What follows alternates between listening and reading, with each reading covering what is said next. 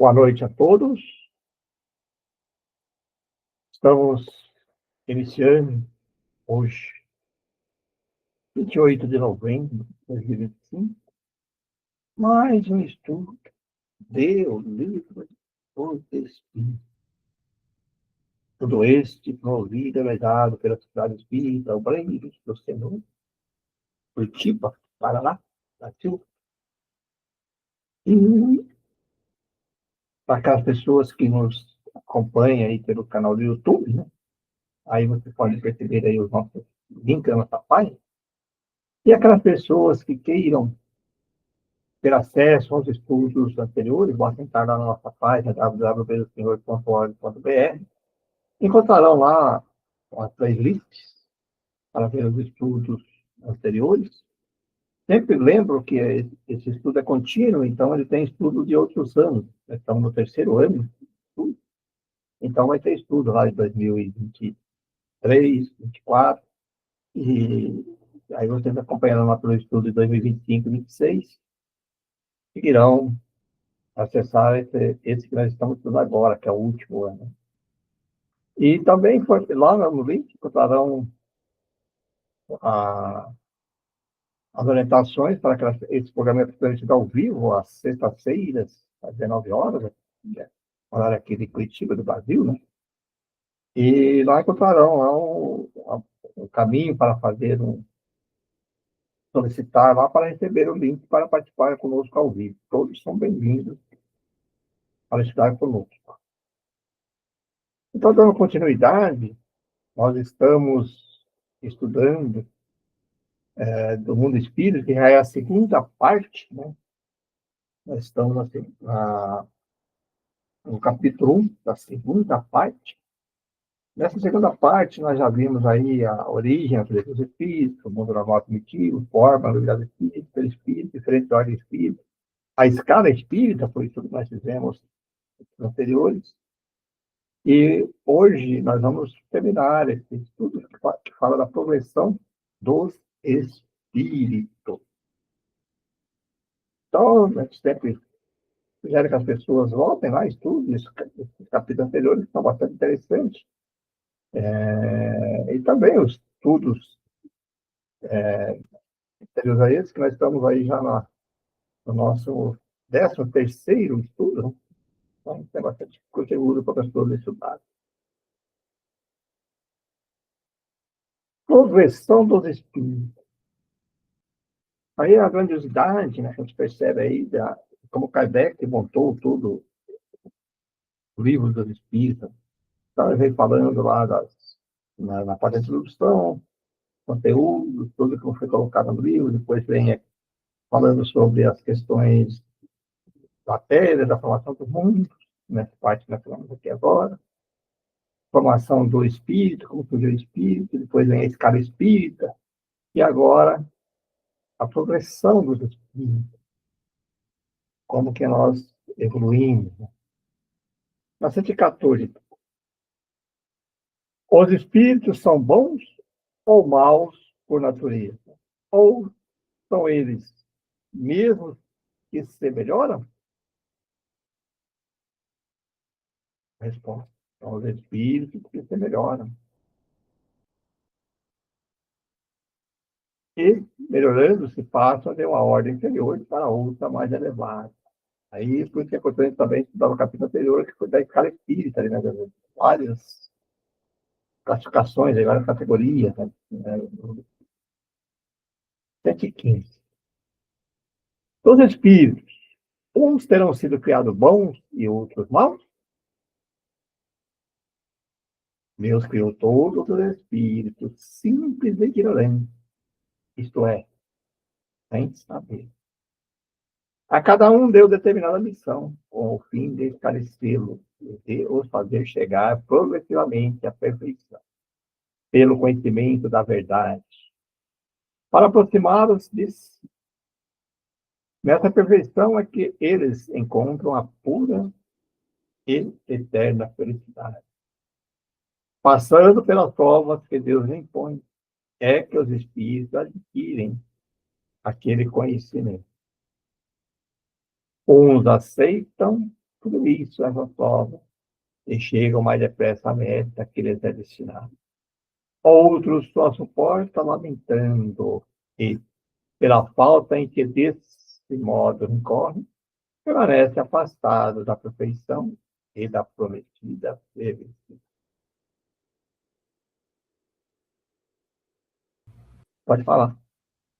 Pereira, é, quando ele fala aqui, a cada um deu uma missão, isso aí é na individualidade do espírito, lá atrás, a criação, né, a gente era menos ainda que simples e ignorante, naquele momento,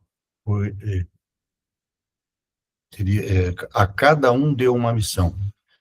Naquele momento, a minha missão é diferente da tua, não, a gente, com o passar do tempo, a gente vai evoluindo, vai conhecendo, vai utilizando o livre-arbítrio, e vai crescendo rumo à perfeição, ou rumo à pureza, né?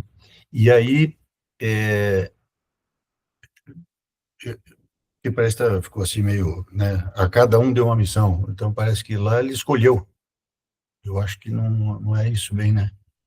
É porque às vezes a gente não entende a gravidade de colocar. Pensa assim, que veja bem, se você, por exemplo, é, vai, por exemplo, educar digamos assim, um local, uma tribo, vamos dizer assim, que pessoas ignorantes, um lugar lá que a pessoa não tem conhecimento, faz nada, né? Vamos dizer assim, intelectualmente. E aí você chega lá e você quer que eles aprendam. Aí você, claro que tem que ter similar essas coisas. Você diz para uma pessoa, olha, você vai fazer isso, aquilo. O outro, ó, você vai fazer aquilo, vai lá. Quer dizer, são tarefas que têm o mesmo significado em termos de conteúdo, mas que fazem para que cada um possa desenvolver e aprender aquela missão. Então, porque se a gente pensar que essa missão ela pode ter, digamos assim, uma conotação de privilegiar um e outro, aí fica difícil, concordo com você, fica difícil entender isso. Então, eu acredito mais nisso mesmo. Então, pessoal, simples, né?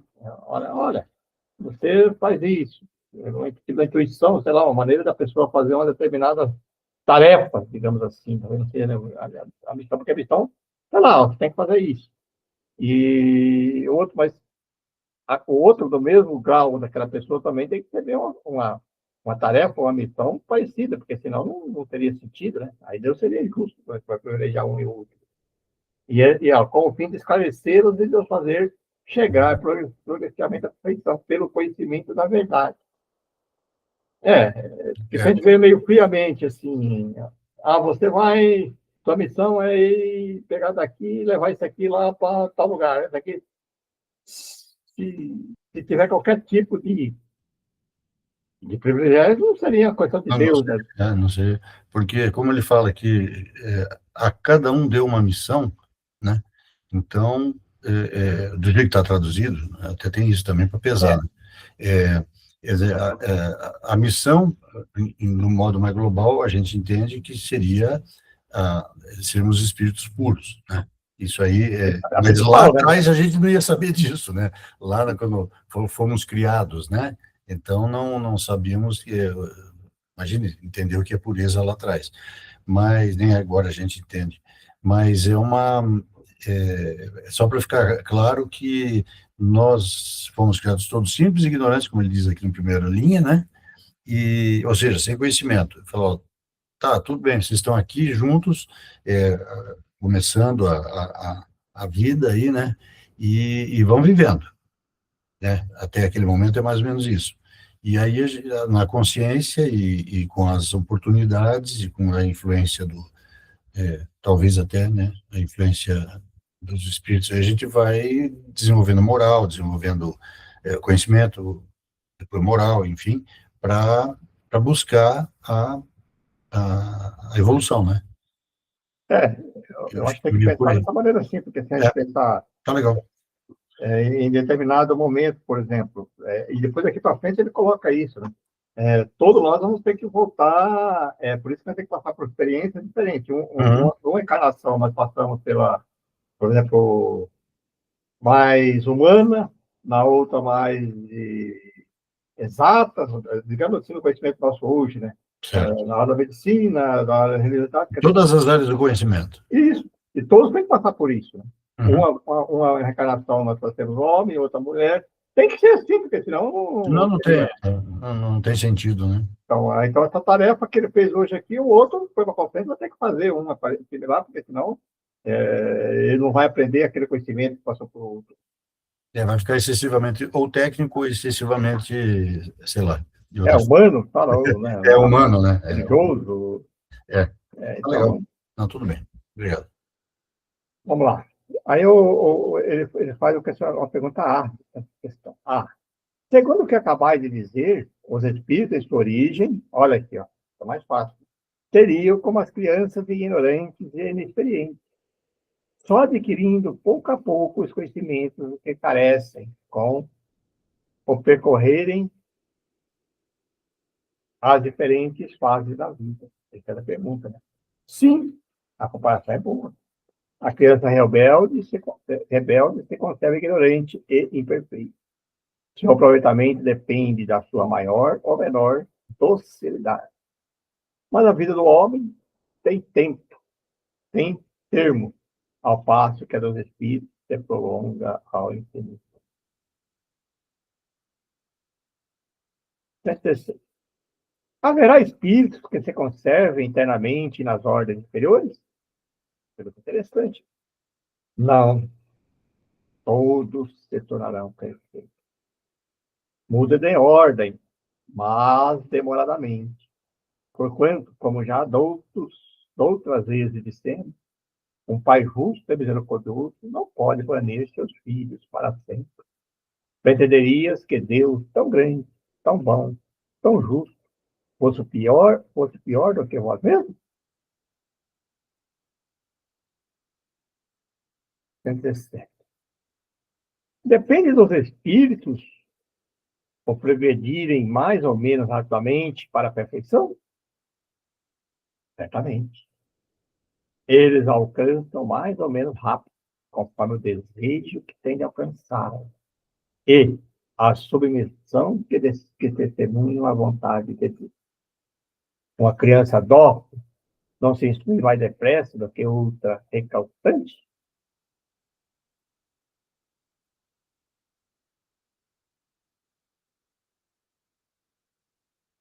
118. Podem os espíritos degenerar? Não. À medida que avançam, compreende que os distanciava da perfeição. Concluindo uma prova, o espírito fica com a ciência que daí levei e não esquece. Pode permanecer estacionário, mas não retrógrado. Aqui, nessa questão aqui, há bastante questionamento, de algumas pessoas também, porque quando ele fala aqui em termos de retroagir, e não retrógrado, nas questões morais. Então, muitas pessoas confundem, né? Porque, às vezes, quando contam histórias aí, até algumas psicografias, tal, de espíritos que eram intelectualizados, tal, ou tinha certo poder, de rei, e depois se reencarnam como escravos, ou uma situação bem difícil. Aí a pessoa fala, mas aí retroagiu. De novo, nós estamos falando, aí quando você se refere a questões materiais, né, físicas, mas na questão moral, não. Então, aquilo que a pessoa realmente adquiriu, moralmente falando, ele jamais perde. Até as questões intelectuais, ele pode dar uma reencarnação, ele pode vir prostituir, mas também não perde essas questões. Só para entender essa diferenciação.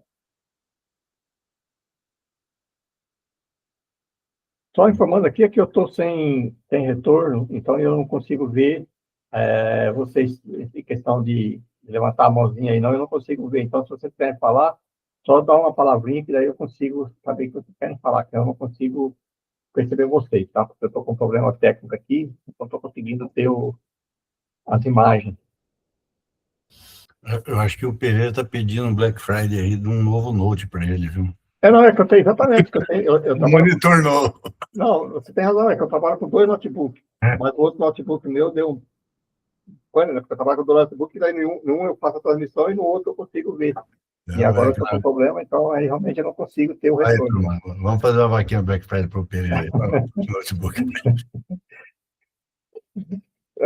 Então fica ruim, porque daí eu não estou conseguindo ver vocês, né? 119. Não podia Deus isentar os espíritos das provas que ele cumpre sofrer para chegar à primeira ordem? Olha que pergunta, né? Pode Deus isentar os espíritos, né? Se Deus os houvesse criados perfeitos, nenhum mérito teriam para gozar do benefício dessa perfeição. Onde estaria o merecimento? Sem a luz? Demais, as desigualdades entre eles existem e é necessária as suas personalidades. Acresce ainda que as missões que desempenham nos diferentes graus da escala estão no desvio da providência para a harmonia do universo. Eu acho que é bem interessante aquilo até que eu coloquei no estudo anterior que nós estudamos lá, né, sobre a questão aí do castigo, né? Não existe nesse sentido, porque não existe privilégio, né? Então não pode ter, né? Então, não, então você vai ficar. Aquilo que nós falamos no começo do nosso estudo aqui hoje, né? E da dúvida da missão, mas peraí, mas e essas missões, né? Não pode ter nenhuma questão que possa favorecer um em detrimento do outro, né? Tem que ser idêntico, não tem como. Aí o Kardec comenta sobre isso. Pois que na vida social todos os homens podem chegar às mais altas funções. Seria o caso de perguntar-se por que o soberano de um país não faz de cada um dos seus soldados general? Porque todos os empregados subalternos não são funcionários superiores? Porque todos os colegiais não são mestres? Ora, entre a vida social e espiritual há essa diferença. Enquanto a primeira é limitada e nem sempre permite que o homem suba todos os seus degraus, a segunda é indefinida e a todos oferece a possibilidade de se elevarem ao grau superior. 120. Todos os espíritos passam pela fieira do mal para chegar ao bem? Essa é outra pergunta, né? Pela fieira do mal? Não. Pela fieira da ignorância. 121. Por que alguns espíritos seguiram o caminho do bem e outros o do mal? Não tem eles o livre-arbítrio? Deus não criou o mal, criou o simples e ignorante. Isto é, tendo tanta aptidão para o bem quanto para o mal. Os que são maus, assim se tornaram, por vontade.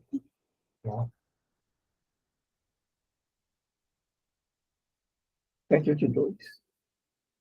Como podem os espíritos, em sua origem, quando ainda não têm consciência de si mesmo, gozar da liberdade de escolha entre o bem e o mal? Há neles algum princípio qualquer, tendência que os encaminhe para uma senda de preferência a outra? O livre-arbítrio se desenvolve à medida que o espírito adquire a consciência de si mesmo. Já não haveria liberdade desde que a escolha fosse determinada por uma causa independente da vontade do espírito.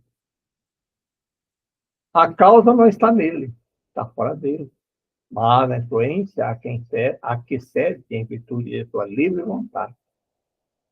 É o que se contém na grande figura emblemática da queda do homem e do pecado original.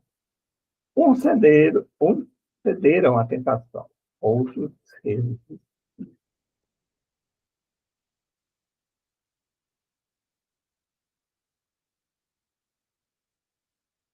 Ah, de onde vem a influência? De onde vêm as influências que sobre ele se exercem? Os espíritos perfeitos que procuram apoderar-se dele, dominá-lo, e que rejubilam com o fazê-lo sucumbir. Foi isso que tentou simbolizar na figura de Satanás. E Sua influência só se exerce sobre os espíritos em sua origem? Acompanha-o na sua vida de espírito, até que haja conseguido tanto império sobre si mesmo, que os maus existem de o desviá-lo. Pereira, aí esse ponto é bem interessante, né? Porque ele fala aqui é, do só existe obsessão se a gente permitir, né? Aquela lenda do vampiro, né? Se ele só entra na tua casa se você convidá-lo a entrar, né? E aí essa história aqui do mal da obsessão também é mesmo se a gente permitir através do comportamento, pensamento negativo, enfim, todas essas ódio, vingança, inveja, arrogância, prepotência, enfim, é uma faixa vibratória que vai auxiliar a, a, a obsessão, né? É perfeito esse raciocínio, assim. E aqui, nós que trabalhamos já há muitos anos nos grupos de obsessão, então, uma das coisas que a gente observa, e vocês podem observar isso, é que todo processo de obsessão começa com a aproximação de uma entidade espiritual, ou seja, até no mundo terreno acontece a mesma coisa.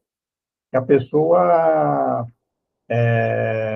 não que ela tenha mais poder, porque ela vai pegar de cara espírita, há de nós convir que, mesmo a gente não sendo perfeito, nós teríamos maior superioridade moral do que o obsessor. Mas por que ela não aceita? Porque eles criam situações da culpa. Então, ele chega, vai chegando, aí a pessoa fica com tanta culpa, com tanto medo, né? Por isso que ele coloca assim. Então, e aí ele deixa se levar por isso. Mas, a partir do momento que ele realmente mude seu comportamento, sintonize com os benfeitores, os pessoas não conseguem chegar nele. Então, e outra, sempre os processos que eles falam aí de trabalho, que eles falam aí de trabalho que alguns falam de macumba, que faz aí, sempre, quando faz o trabalho, eles fazem questão que aquela pessoa que está destinada àquele trabalho fica sabendo. E normalmente chega assim, nossa, porque tem um trabalho muito forte, tal, espírito, não sei do que, não sei o que, e a pessoa já fica tudo comigo, pronto, abriu o link. Aí já,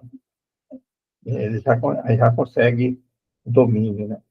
Então, é um trabalho assim que é um estudo bastante interessante, a gente tem estudado bastante sobre isso, mas aqui o texto já deixa bem claro mesmo, que os mal existem sobre o intermediário, quando ele vai mudando, perfeito não dá bola para aquilo lá, não consegue, né?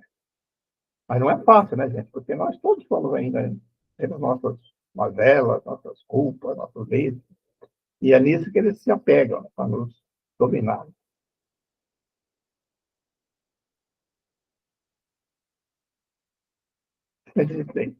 Por que há, por que há Deus permitido que os espíritos possam tomar o caminho do mal?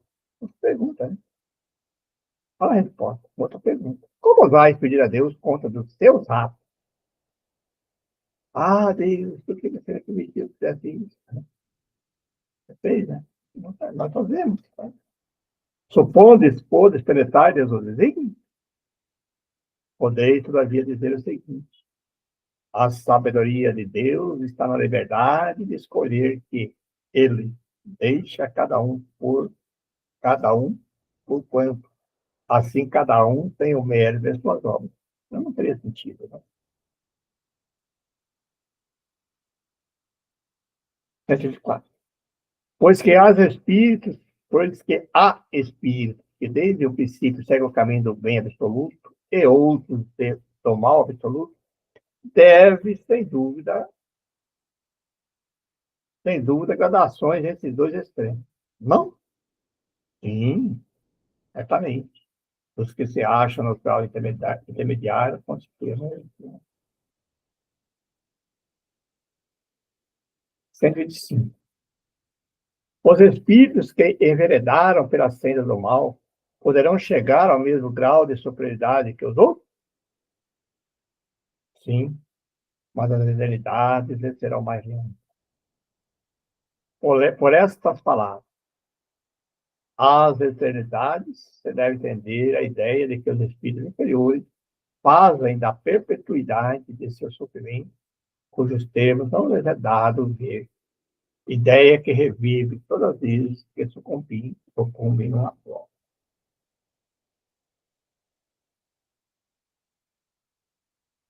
Cento e 126. Chegados ao grau supremo da perfeição, os espíritos que andaram pelo caminho do mal, têm aos olhos de Deus menos mérito do que os outros? Deus olha de igual maneira para os que se santiaram, para os outros, e a todos amamos com o mesmo coração.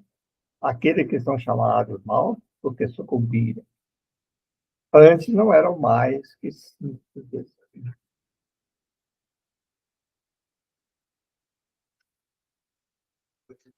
127. Os espíritos são criados iguais quanto às faculdades intelectuais? São criados iguais, porém, não sabendo de onde vem, preciso é que o livre-arbítrio siga seu curso.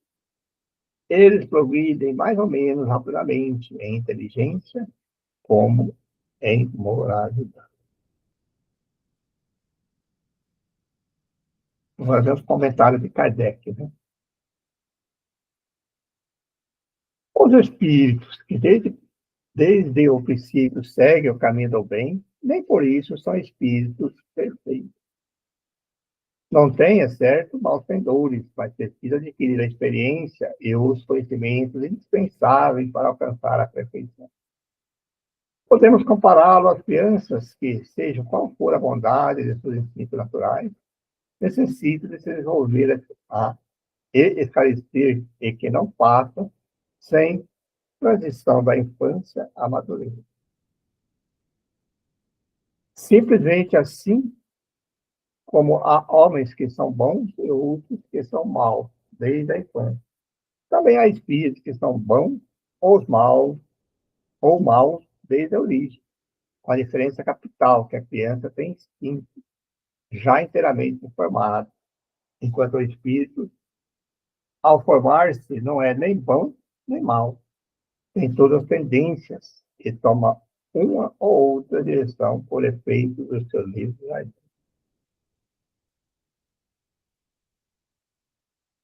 Então, um tema bastante interessante, né? Porque Kardec coloca aqui, né, sobre os anjos e demônios. 38.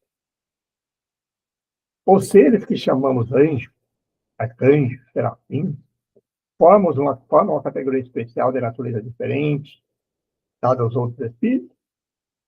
Não. São os espíritos puros, os que se acham no mais alto grau da escala, e reúnem todas as perfeições. Aqui é interessante que, lógico, quando o livro dos Espíritos foi publicado, não tinha ainda, né, mas depois aqui o Kardec publica, né, o céu e o inferno. Então aí detalha muito bem isso aí, essas questões dos anjos, do demônio. Então, aí quando vai o céu e o inferno, é uma obra também bem interessante de se estudar, né? E aí você conhece, detalha bem essas questões aí. Aqui ele dá uma pincelada sobre isso, mas lá é uma obra bem bacana mesmo. A palavra anjo desperta geralmente a ideia de perfeição moral. Entretanto, ela se aplica muitas vezes à designação de todos os seres, bons e maus, que estão fora da humanidade. Diz-se o anjo bom e o anjo mau, o anjo de luz e o anjo da terra. Nesse caso, o termo é sinônimo de espírito ou de gênero. Tomamos-lo aqui na sua melhor acepção, o anjo bom. 109. Os anjos ao percorrido todos os graus da escala? Percorrem todos os graus, mas do modo que havemos uns aceitando demorar suas lições. Chegaram depressa, outros gastaram mais ou menos tempo para chegar à perfeição. 105. Sendo errônea a opinião dos que admitem a existência de seres criados perfeitos e superiores a todas as outras criaturas, como você explica que essa crença esteja na tradição de quase todos os povos?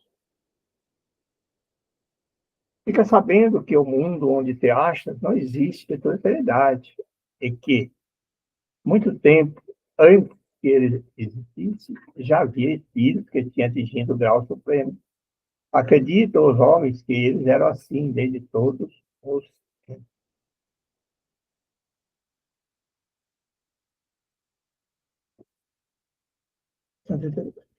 Há demônios no sentido que se dá a esta palavra?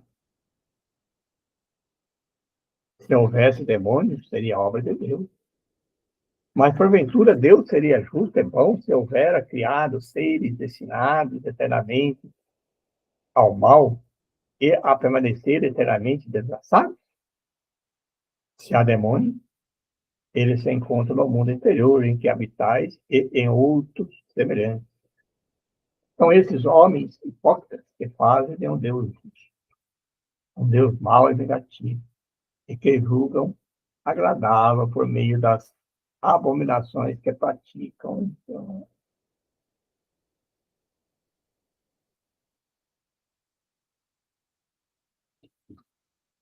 aí o Kardec comenta.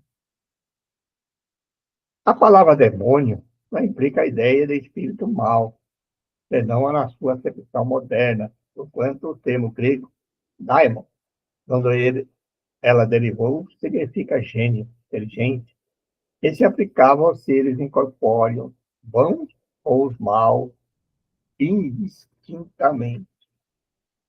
Por demônios, segundo a acepção vulgar da palavra, se entende seres essencialmente malfazeiros. Como todas as coisas, eles teriam sido criados por Deus. Ora, Deus, que é soberano justo e bom, não pode ter criado seres prepostos por sua natureza ao mal e condenados por toda a eternidade. Se não fosse obra de Deus, existiriam como ele desde toda a eternidade. Ele aí que está referindo a Deus, né? Ou então haveria muitas potências soberanas.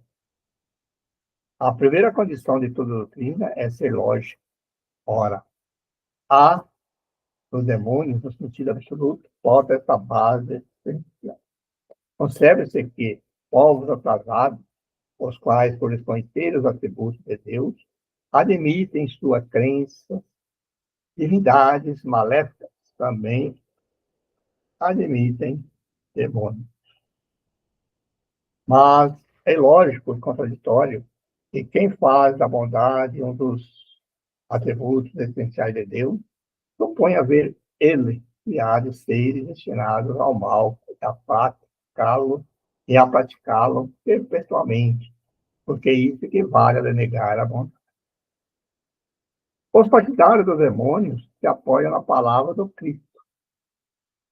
Não seremos nós quem conteste a autoridade de seus ensinos, que desejamos ver mais no coração do que na boca dos. Porém, estarão aqueles partidários certos do sentido que ele dava a este vocábulo? Não é sabido que a forma alegórica constitui um dos caracteres distintivos da sua linguagem? Dever-se-á tomar ao pé da letra tudo o que o Evangelho contém? Não precisamos de outra prova, além de que nos fornece essa passagem. Esse ato aqui, que é a passagem. Logo após esse dia de aflição, o sol escurecera, e a lua não mais dará sua luz. As estrelas cairão do céu, e as potências do céu se abalarão. Em verdade vos digo que essa geração não passará sem que todas essas coisas se tenham cumprido. Está lá em Mateus, 4:9, fechado. Não temos visto a ciência contraditar a forma do texto bíblico no tocante à criação e ao da terra? Não se dará o mesmo com algumas figuras que teve o Cristo que tinha de falar de acordo com os termos divulgados? Não é possível que ele haja dito conscientemente uma falsidade? Assim, pois, ter nas suas palavras a coisa que parece chocar a razão, é que não as compreendemos bem ou as interpretamos mal. Ali é bem interessante aquele texto ali, que fala que no passado da geração, tem uma, eu não lembro agora qual foi a revista espírita, mas que a gente da revista espírita, fala bem claro sobre essa questão da geração. Né? Então, quando ele se refere à geração na passará, ele está falando daquela geração dos espíritos encarnados. Jesus veio, participou aqui junto aqui dessa geração, mas quando ele está falando, até que aqueles espíritos que estão ali que se regenerem, que se melhorem, que vão. Então, quando ele fala em geração, está referindo aquilo ali. Então, tem um artigo, depois eu vou ver se eu achar, vou colocar para vocês, da Revista Espírita, que ele detalha bem esse sentido. Os homens fizeram com os demônios o que fizeram com os anjos, como acreditaram na existência de seres perfeitos desde toda a eternidade. Tomaram os espíritos inferiores por seres perpetuamente maus. Por demônios, você deve entender os espíritos impuros, que muitas vezes não valem mais do que as entidades designadas por esse nome, mas com a diferença de ser transitório, o estado de vida. São espíritos imperfeitos que se rebelam contra as provas que eles tocam, e que por isso a sofrem mais longamente. Porém, que a seu turno chegarão a sair daquele estado quando o quiserem. Poder-se-ia, pois, aceitar o termo demônio com esta descrição. Como entendem atualmente, dando-se-lhe um sentido exclusivo, ele induziria ao erro, como o fazer crer a existência de seres especiais criados para o mundo. Satanás é, evidentemente, a personificação do mal sob a forma alegórica. Isso não se pode admitir que exista um ser mal a lutar como de potência a potência com a divindade, em cuja única preocupação consiste em lhe contrair os desígnios. Como precisa de figuras e imagens que lhe impressionem a imaginação, o homem pintou seres incorpóreos sob a forma material, com atributos que lembram as qualidades ou os efeitos. É assim que os antigos, querendo personificar o tempo, pintaram com a figura de um velho mundo, de uma foice e um ampulhete. Representá-lo pela figura de um mancebo fora contrassenso. O mesmo se verifica com as alegorias da fortuna, da verdade. Os modernos representaram os anjos, os puros espíritos, por uma figura radiosa de asas brancas, emblemas de pureza, da pureza. O Satanás com chifre, garras, e os atributos da nobilidade, emblema das paixões vivas. O vulgo que torna as coisas ao pé da letra, viu nesses emblemas individualidades reais, como viram o Thoras, Saturno na alegoria do tempo. Bom, gente, era isso. Isso aqui está lá na página do PDF, né? Na página 100 a 106, o estudo que nós fizemos esta noite, né? Então, era isso que nós tínhamos preparado, né? Está aberto agora as perguntas. Aqui é interessante falar que eu comentei sobre a revista espírita, mas sobre o livro Céu e Inferno, aí até numa época, no começo, nós perguntamos de estudar a complementação, né? Veja bem, como o livro do Espírito foi o primeiro, a gente estudando, a revista espírita é fantástica, que deu lá na revista espírita, ele coloca, ele destrincha, ele fala do laboratório do invisível. Então, muitos desses termos que foi colocado no livro dos Espíritos, ele certo, atrás dos que estavam acontecendo na época, né? E descreve tudo isso. E depois tem as outras obras, né? Tem o Céu e Inferno, como eu falei, que fala sobre as questões dos anjos, tem o Livro dos Médios, para aqueles que estão na mediunidade, a Gênesis, para aqueles que gostam mais dessas questões aí, fluidos, na parte mais técnica e tal. Beleza. Temos que estudar bastante, né? Então está aí aberto, gente, para nossos questionamentos.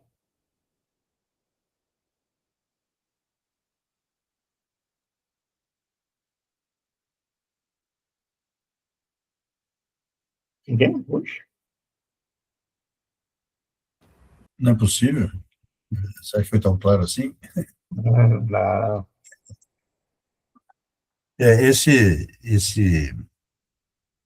Essa última parte aqui, né, o imaginário,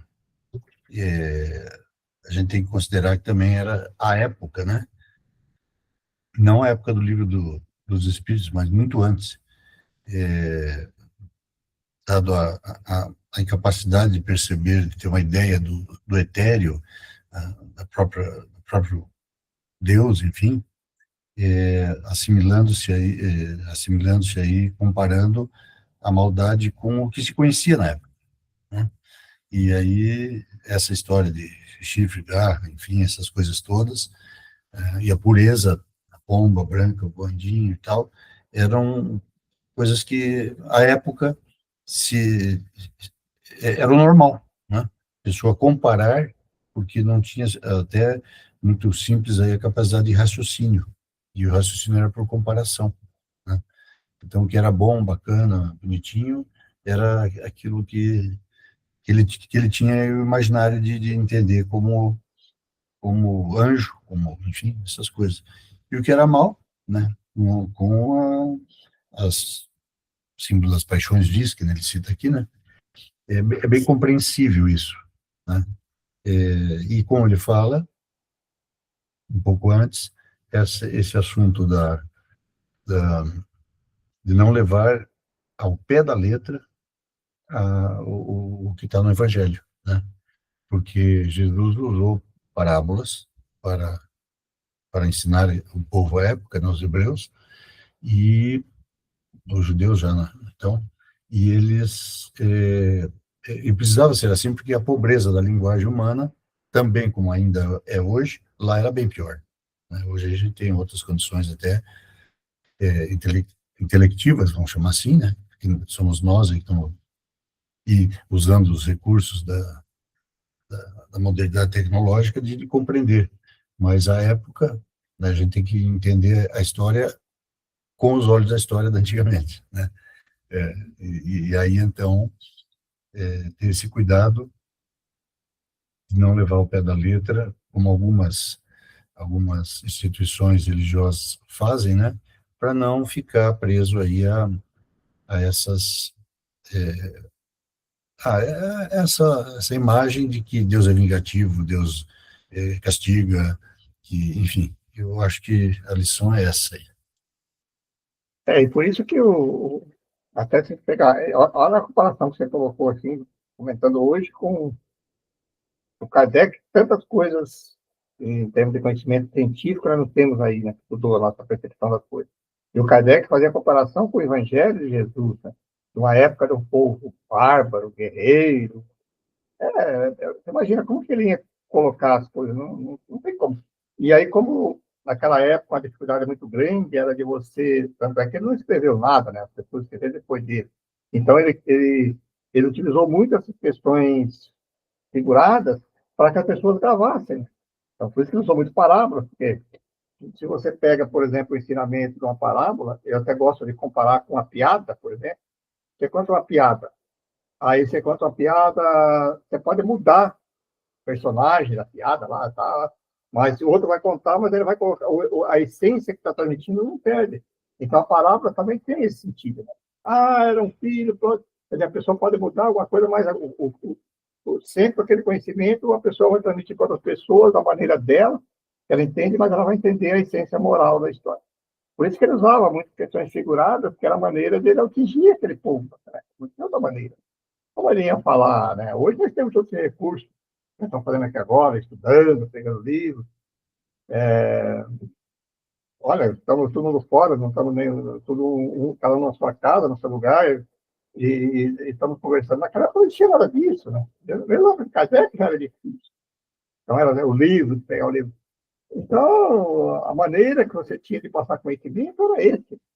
Tanto é que, antes um pouco das escritas, existe algumas histórias de algumas povos, né, de algumas civilizações, e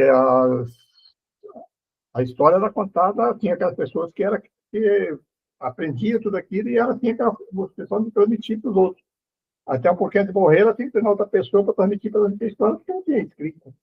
Então, Jesus já tinha um pouco, já escrita, tal, já mais ainda muito arcaica, né, muito rudimentar, mas ele usou muito esse recurso. Né? Eu acho que é um recurso, mesmo, é uma maneira de você alcançar, né, a pessoa. Né? E por isso que não dá para interpretar totalmente. Quando eu falo lá mais fácil passar a agulha pelo fio do camelo. Né? Como? Um camelo passar como passar na agulha um camelo? Só que depois você vai entender que quando falar camelo, sempre é a pele do camelo, né? O cabo do camelo, a pele que referia aquela agulha. Da juba, da juba do camelo aqui, que as cordas eram feitas, Era feito disso. Do cânhamo, enfim. Então aí a pessoa, agora, coisa absurda, né? O camelo passar por uma agulha como? Então, e assim muitas outras coisas. Né? E as pessoas que exatamente, a própria limitação do vocabulário, né?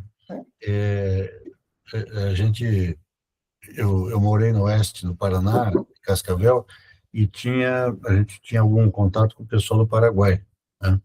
E lá eles falam o que a gente pejorativamente falava Chiru, né? O Guarani.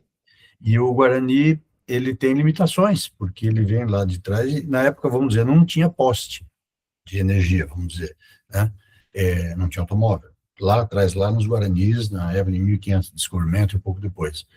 E eles misturavam o Guarani com o espanhol, que colonizou, e aí essa linguagem fica assim, misturada. Misturada. E dá para assimilar a época, né, de Jesus. Ele tinha que dar a mensagem dele, e as pessoas aprendiam, ouviam, né, transmitiam. Eu só fico, assim, bastante impressionado com a capacidade que eles tinham, talvez, de perceber, né, de não errar, porque as mensagens eram todas, praticamente, os evangelhos, Mateus, Lucas, tal, tem coisas que são, assim, muito similares, né? Então, mesmo com a grafia rudimentar à época, aramaico, né, era bastante louvável, porque as coisas eram muito semelhantes, né? É o YouTube da época, talvez. É porque Jesus, por isso que eu falei, Jesus usava muito essa questão figurada e facilitava as outras pessoas entenderem, né? A outra pessoa gravar, né? Por isso que ele coloca ali, então, da maneira que ele colocava, tinha uma essência moral, a pessoa captava a essência moral daquela história, mas ela pode mudar alguma coisinha, mas pode ver, os evangelhos sempre começam contando tipo de uma história, né? Jesus subiu na montanha, vai contando uma história que a pessoa viu ali, como ele fala daquela maneira ali, as pessoas gravaram aquela essência moral e transmitiram para frente. Senão não seria possível, né? Se ele fosse fazer um discurso que nem faz hoje algumas pessoas, então não ia guardar nada, né? Porque, por isso ele contava esse tipo de história, né? Jesus contava muito, contando história, do filho pródigo, assim vai. Então, se você pegar o evangelho, está cheio disso, né? Questões assim, né? Essa moral que facilitava as pessoas gravarem, né? E hoje já não, hoje tem outros recursos, que facilita, você consegue gravar, né? Depois ver, rever. Naquela época não tinha, né? Então tem que ter assim. E também a própria limitação intelectual, né? Ele não poderia jamais explicar o que hoje é explicável, simplesmente, se ele fosse falar, até numa passagem, né, ele fala, não podeis entender tudo que eu tenho a dizer, né? E assim segue. Mas não deixar do pingo nos is, aquela história toda lá. Então, são formas que ele encontrava. Até o Kardec, antes aqui no Livro dos Espíritos, está sob o véu ainda da nossa dificuldade de compreensão. Naquela época faltava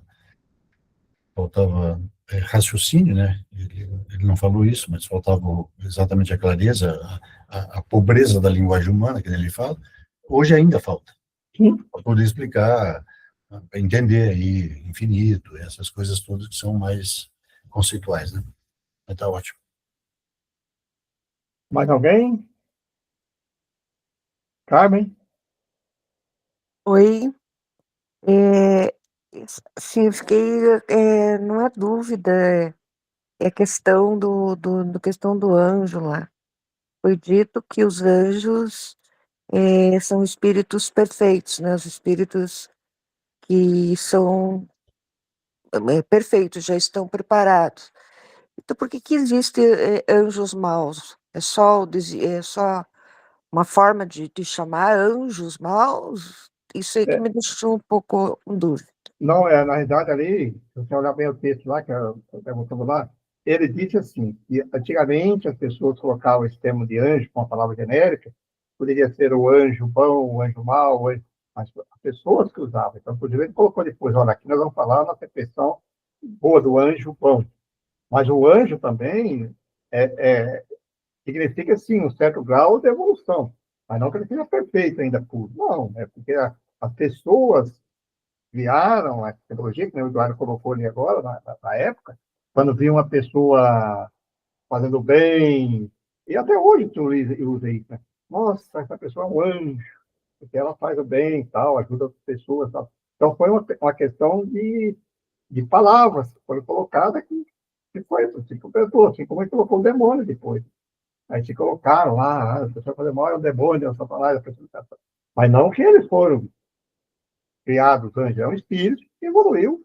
E aí, em questão dos povos antigos, olhavam lá assim, olha, é um anjo. Até que ele fala assim que a gente pensava assim que não via só mundo terreno, mas existia sempre espírito mais evoluído. Então, quando aparecia espíritos mais evoluídos, seja nas questões medianímicas, ou, sempre existiu a questão de mediunidade que via, olha, eu vi um anjo, na percepção do bem.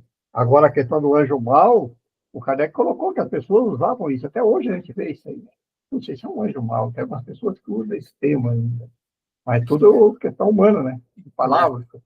Até não existem anjos, né? É uma criação humana É, aí, né? questão humana. Isso. Provavelmente, como você bem colocou, em algumas aparições, via-se luz, né? Que são normalmente espíritos mais elevados, eles são luminosos, né? Ao nosso essa visão, e é um anjo de luz, né? Então, uma forma de se expressar, e não que ele exista efetivamente É. assim, com asinhas, e outro seja feio e rastejante, com mau hálito.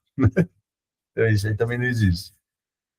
Até hoje nós temos isso, né? Uma pessoa, nossa, aquela pessoa é um anjinho, olha, a pessoa é tão boa. Hoje, então, a pessoa tem ela uma questão de palavra, né? Então, o Jorge colocou, a pessoa cria essa palavra para personificar uma situação que tem aí. Tá? Tem como, Gente, é um demônio. tá chovendo aí, aqui tá caindo mó temporal. Se eu sumir aqui, Tá é porque assim, caiu tá. energia, viu? Tá assim, aqui também tá. Começou a chover agora, forte. Andréia? Oi, Adriana. Aqui Adriana, também está chovendo muito. Meu Deus. então tá bom. Entendeu, Carmen? Conseguiu compreender? Sim, sim, agora eu entendi. É questão humana, então. Eu não tinha Gente, pego essa parte. podemos até colocar um pouquinho mais depois lá no grupo, né? No WhatsApp.